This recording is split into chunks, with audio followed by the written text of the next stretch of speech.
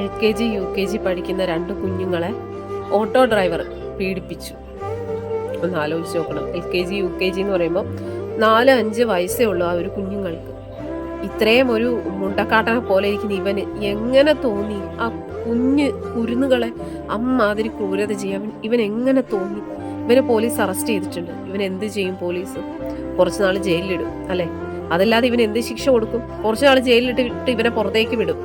ഇവൻ ചെയ്ത ഈ ഒരു ഇത്രയും വലിയൊരു കുറ്റത്തിന് അവന് കൊടുക്കേണ്ട ശിക്ഷ അതാണോ? തക്കതായ ശിക്ഷ കൊടുക്കണം. കാരണം ജനങ്ങൾ പേടിക്കുന്ന രീതിയിലുള്ള ശിക്ഷ കൊടുക്കണം. ഇപ്പൊ ബോബി ചെമ്മണ്ണൂർ ലൈംഗികമായി അധിക്ഷേപിച്ചു എന്നതിന്റെ പേരിൽ അയാളെ പിടിച്ച് 6 ദിവസം ജയിലിലിട്ടു. ലൈംഗികമായി അധിക്ഷേപിച്ചു. അപ്പൊ ഇവൻ എന്ത് ശിക്ഷ കൊടുക്കണം? ഈ ഓട്ടോ ഡ്രൈവറായ ഇവൻ ഈ 2 കുഞ്ഞുങ്ങളെ ലൈംഗികമായി പീഡിപ്പിച്ച് ഇവൻ എന്ത് ശിക്ഷ കൊടുക്കണം?